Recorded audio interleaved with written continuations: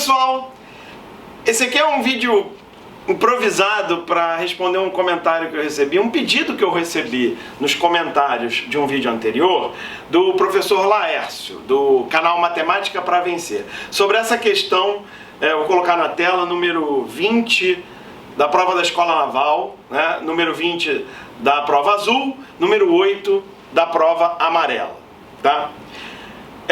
Bom, eu olhei a questão, resolvi, não achei opção. Conferi, continuei não achando opção, então, de fato, eu concordo com o professor Laércio que essa questão deveria ser anulada, tá? E aí eu fiquei pensando o que eu poderia acrescentar, porque tem uma solução ótima no canal, né, Matemática para Vencer. Eu vou deixar o link para vocês.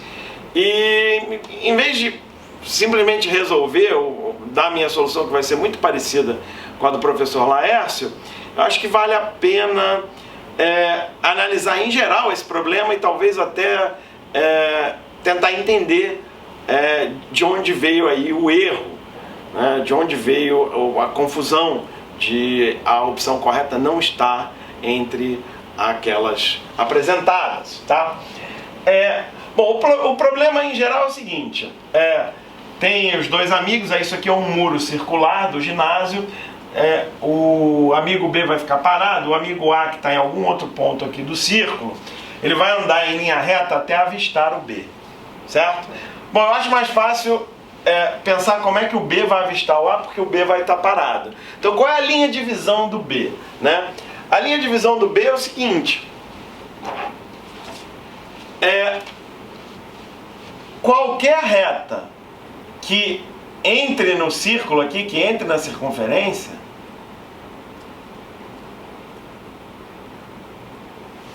vai determinar pontos que estão fora da visão do B aqui, certo? Do lado de fora do ginásio, porque o muro do ginásio vai ser um obstáculo à visão, certo? Então o limite é essa reta tangente que eu deixei desenhada.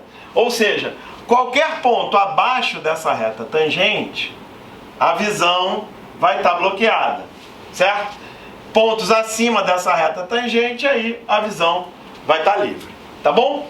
Então nós podemos traduzir este enunciado da seguinte maneira, né?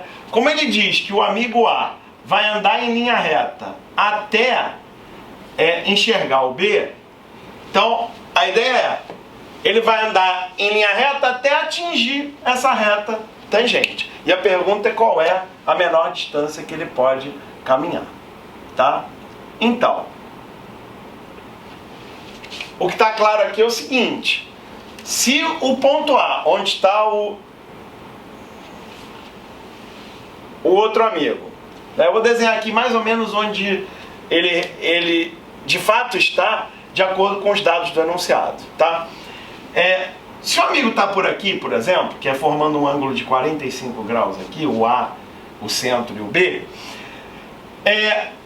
a pergunta é simplesmente qual é a menor distância do ponto até a reta, né? A gente sabe que essa menor distância está na perpendicular, certo?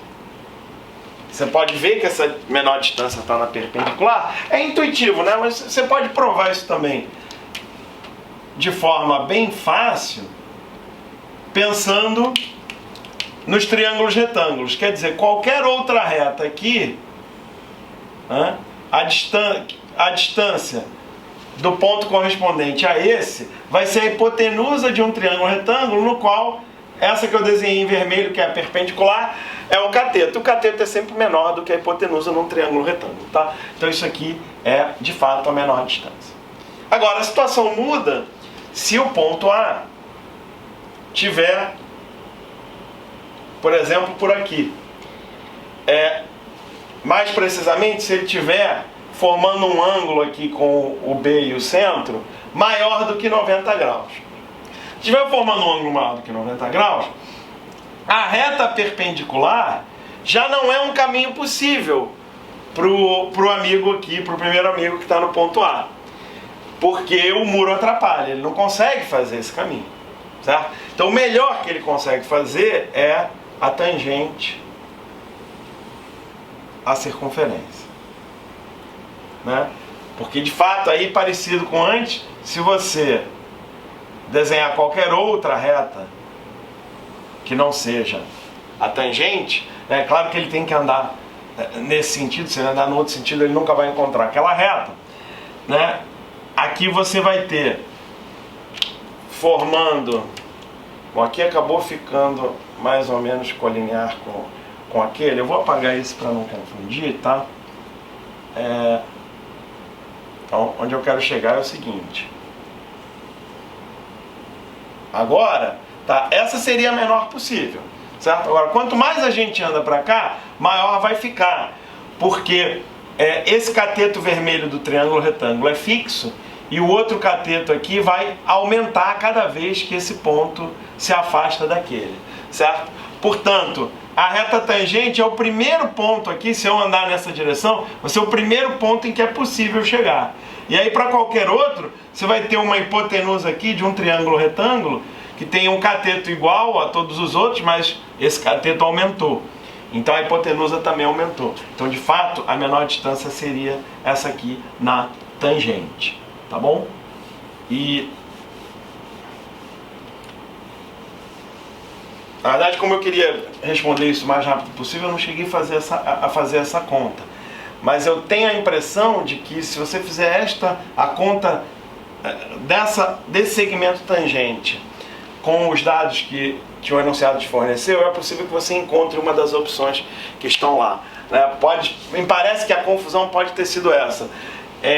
Pode ter sido considerado este desenho, que é o desenho para ângulos maiores do que 90 graus, só que com os dados do enunciado que representam, na verdade, um ângulo de 45 graus. Tá?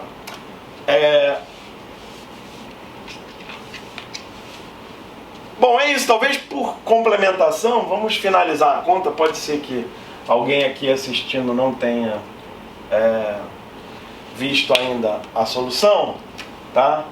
Mas essencialmente o comentário que eu queria fazer era esse. Os dados do enunciado são: o raio é 12 e o comprimento do arco AB é 3π, certo? Com isso a gente descobre o ângulo do A para o B, né? Um bom jeito de fazer isso é você pensar o seguinte: o raio é 12, então 12π, né? O π vezes o raio, a gente sabe que é a semicircunferência, né? Então, metade da circunferência, a semicircunferência tem tamanho 12π, certo? 3π é a quarta parte disso, né? Então, se esse comprimento de meia circunferência é 12π, metade é 6π, então metade da metade é que vai ser 3π. Então, como ele diz que o arco AB tem tamanho 3π, o arco, certo? Então a gente está nessa situação aqui, do ângulo de 45 graus, certo? Aqui também é 45 graus. E aí, para calcular essa distância, que neste caso, como a gente viu, vai ser mesmo a perpendicular, certo? Você pode, por exemplo, prolongar aqui, né? O raio é 12,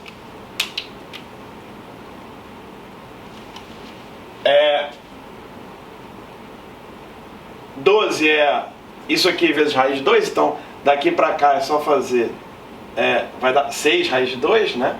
Porque eu tenho que multiplicar por raiz de 2 e dar 12. Então eu divido por raiz de 2, certo?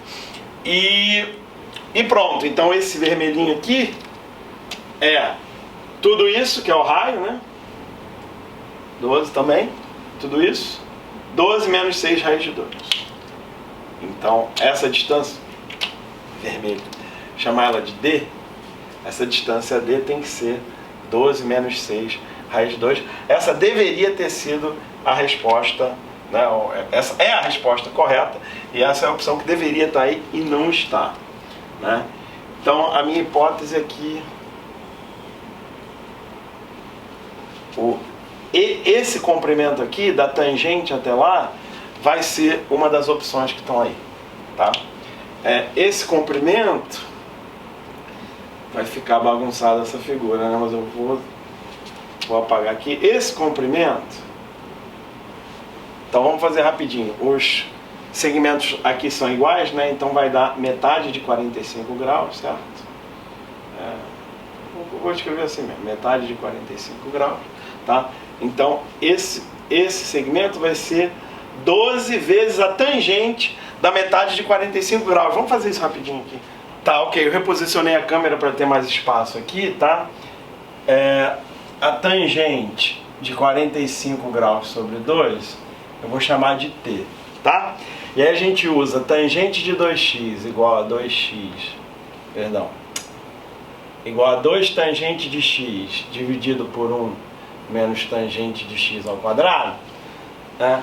E aí troca o x por 45 graus sobre 2, aí vai ficar tangente de 45 graus igual a 1, isso é 2t dividido por 1 menos t ao quadrado, certo? Então vai ficar t ao quadrado mais 2t menos 1 igual a 0, certo? Aí o t é mais ou menos... Não, mais ou menos não, é menos 1 mais ou menos a raiz quadrada de 2, né? Certo? Acho que sim. E, bom, não pode ser negativo nesse caso, então o t na verdade é raiz de 2 menos 1. Então, esse tamanhozinho aqui, vou chamar ele de d', esse d' é essa tangente aqui do 45 graus sobre 2 vezes o raio 12, né? Então 12 vezes raiz de 2 menos 1. E isso de fato é uma das opções lá, né? Então pode ser que essa tenha sido a confusão, né, feita pela banca da Escola Naval. Quer dizer, usar o desenho para um ângulo maior do que, né, 90 graus, quando na verdade nos dados do enunciado a gente descobre que o ângulo é 45 graus, tá certo? Então, obrigado ao professor Laércio pelo comentário, pelo pedido, e parabéns a ele pelo trabalho. Quer dizer, eu super concordo com o que ele colocou. Eu tentei acrescentar alguma coisa aqui na medida do possível, na verdade foi mais especulação, né? Pode ser que essa tenha sido a confusão. Em geral acontece isso nos concursos, né? Eles colocam um desenho, né, que é representativo da situação, mas não é um bom desenho. E aí você, candidato, está resolvendo a prova, você tem que se virar, tem que ler corretamente os enunciados e fazer um desenho correto ou resolver o problema com base nos dados concretos, né? Mas aí nesse caso pode ter acontecido que também às vezes acontece em concursos que a gente elabora uma questão e depois acaba mudando os dados. Essa questão, vamos mudar os dados para tal coisa. Então você já tinha resolvido a questão de um jeito, aí quando você muda os dados você não percebe que na verdade você mudou a estratégia de solução. Pode ser algo que tenha acontecido de qualquer forma, né? É importante que haja revisão desses enunciados para que não ocorra esse tipo de coisa. Então, na minha opinião, esta questão 20 da prova azul, 8 da prova amarela da Escola Naval deveria ser anulada. Tá bom? Por hoje é só, pessoal. Obrigado.